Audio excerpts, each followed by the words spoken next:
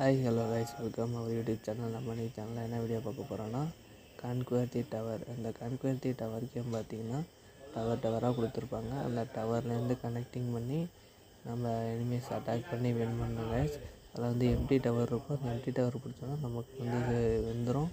அதுலேருந்து கூட அப்படியே அட்ஜஸ்ட் பண்ணி நம்ம ரோடு மாதிரி வச்சிரோன்னா அதில் கனெக்ட் பண்ணி நம்ம வின் பண்ணலாம் கைஸ்.